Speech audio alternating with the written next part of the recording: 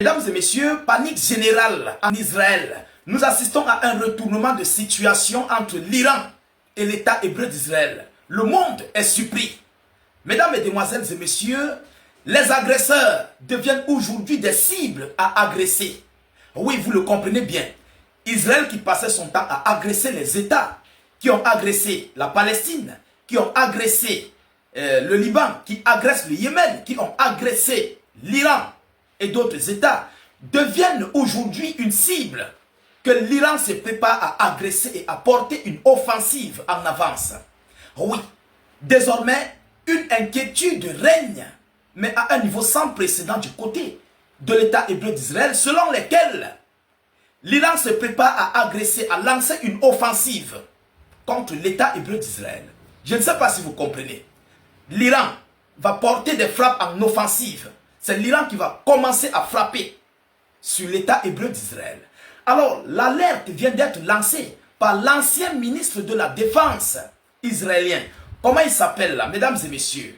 Voilà, comment il s'appelle? L'ancien ministre israélien de la Défense, monsieur Avigdor. Il s'appelle Avigdor Lieberman.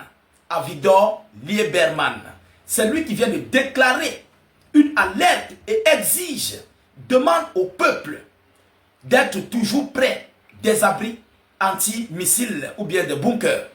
C'est lui qui déclare l'alerte selon lesquels l'Iran se prépare à un niveau record pour porter des frappes offensives contre l'État hébreu d'Israël. Mais il se base sur quoi? Et pourquoi il fait cette annonce? Mesdames et messieurs, pourquoi il le dit? Pourquoi il a fait cette sortie? Vous êtes censé de savoir que aujourd'hui, la capacité militaire iranienne est en train de prendre une nouvelle tournure. Et vous savez que l'Iran veut seulement coûte que coûte détruire et anéantir l'État hébreu d'Israël. Avec tout ce qu'Israël a fait au niveau du Moyen-Orient, les hautes autorités du CGRI ont le mal, le macabo. Comme les Camerounais le disent souvent, ils ont le macabo de l'État hébreu d'Israël, ils veulent l'anéantir. C'est ainsi que ce monsieur, l'ancien ministre de la Défense israélien, monsieur Lieberman, est sorti de son silence et a déclaré officiellement cette alerte. Mais avant de continuer dans l'information officielle, mesdames et messieurs, je vous prie de partager la vidéoconférence au maximum. Partagez-la au maximum. Donnons la force à l'Iran. Encourageons l'Iran à affronter son adversaire. Mettez beaucoup de likes. Rassurez-vous de mettre beaucoup de j'aime. Voilà. Si vous n'avez pas encore mis, faites-le. Vous comprenez? Faites-le dès à présent. Abonnez-vous pour ne plus rater la page, ne plus perdre nos multiples vidéoconférences. N'hésitez non plus, s'il vous plaît, de mettre vos propres avis en commentaire. Et ceux-là qui ne sont pas encore abonnés, tâchez de vous abonner pour ne plus rater la page, ne plus perdre nos vidéos d'actualité. Allons-y donc dans la profondeur de l'information. Selon l'annonce, qu'est-ce qu'on nous dit? Israël craint une attaque surprise. Oui. Israël craint une attaque surprise venant des hautes autorités du CGRI, donc venant de l'Iran. Israël qui craint une attaque surprise. Ceux-là qui agressent souvent les gens, aujourd'hui sont eux qui craignent, ils ont peur d'une attaque surprise. Mesdames et messieurs, mettez beaucoup de likes. L'ancien ministre israélien de la Défense, monsieur Avigdor Lieberman, comme vous comprenez son nom, met en garde contre une attaque iranienne surprise contre l'État hébreu d'Israël. Il conseille aux citoyens de rester près des espaces protégés. Il exhorte aux citoyens israéliens de rester près des espaces protégés. Oui, pour aller dans les abris en cas d'attaque surprise venant de l'Iran. Vous comprenez la chose? Mesdames et messieurs, il se base sur quoi? N'oubliez pas que Israël allume la plus grande boîte, à l'une des plus grandes boîtes, je voulais dire, qu'on appelle le Mossad dans le monde. Lorsque vous entendez parler du Mossad, donnez à César ce qui est à César, ce qui appartient à César. Le Mossad est l'une des branches de renseignement complet dans le monde. Que même les États-Unis d'Amérique, bon, c'est vrai, Washington en fait partie, même les États-Unis d'Amérique n'ont pas. Le Mossad, ils sont partout dans le monde. Et si ce monsieur a fait cette alerte, Ce qui veut dire qu'il y a quelque chose en suspens. Il y a quelque chose qui se prépare, mais réellement. Oui, il y a quelque chose qui se prépare, qui se passe. Vous comprenez? Il ne le fait pas au hasard. Il ne peut pas se lever un beau matin et lancer une alerte pour faire peur au peuple israélien de ne plus vaquer à leurs propres occupations. Non, ça ne se fait pas. Parce que lui-même risquerait d'être pourchassé par la loi. Vous comprenez? Alors, il dit quoi? Il conseille aux citoyens de rester près des espaces protégés. Donc, près des bunkers. Alors, les Iraniens travaillent. Il dit que les Iraniens travaillent assidûment. Ils renforcent leur défense et leur capacité militaire chaque jour. Selon lui, les Iraniens travaillent assidûment. Ils renforcent leur capacité militaire tous les jours que Dieu a créé. Et c'est vrai. C'est vrai. Après cette bataille de 12 jours, l'Iran a testé, je crois, 2 ou 3 missiles. Plusieurs types de missiles. Les missiles qui sortent dans le sol du désert, on ne sait pas par où ça sort. Ils ont testé un missile qui va à 12 000 km incessamment. Ils ont testé plusieurs d'autres types de missiles. Juste après la bataille de 12 jours de juin là. Vous comprenez? Ce monsieur a raison. Et non seulement ça, l'Iran est en train de recevoir des armements venant de la Chine, de la Fédération de Russie, de ses alliés de la Corée du Nord et de partout dans le monde. Donc, non seulement eux-mêmes, ils fabriquent d'autres.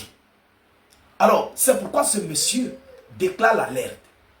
Oui, aujourd'hui, la peur a désormais changé de camp entre l'Israël et l'Iran. Chers dames, chers messieurs, continuant en disant quoi? Il dit que il exhorte au gouvernement israélien de se préparer à une offensive surprise.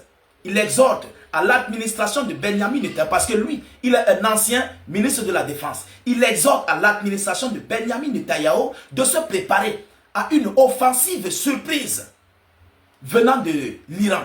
C'est une alerte. C'est une alerte. Et les hautes autorités iraniennes avaient juré, mordicus, de rendre Israël en cendres. Oui, ils avaient juré, parce qu'ils voyaient ce qui se passe au sein du Moyen-Orient. Ils ont mal. Donc, voir Israël dans cet état, en train de faire le chaos, non, ça ne les plaît pas. Ils veulent le rendre totalement en cendres, l'état hébreu d'Israël. Alors, mesdames, mesdemoiselles et messieurs, on ne connaît pas. Moi, personnellement, je ne sais pas. Nous, on a le droit de vous relayer les informations telles que nous les recevons. Je ne sais pas le jour, la date, ni l'heure. Et si réellement, si l'Iran se prépare à poser un tel pareil acte, une agression contre l'État hébreu d'Israël, on connaît jusqu'où ça peut aller. Oui, on connaît jusqu'où cela peut aller. Et si l'Iran le fait, il ne faut pas qu'il s'arrête en cours de chemin.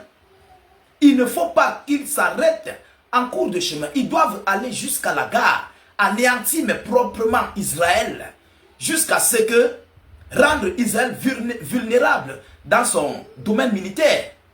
Sinon, s'il s'arrête, même les États-Unis d'Amérique viendront en renfort. Vous comprenez? Il y a une différence entre un agressé et l'agresseur.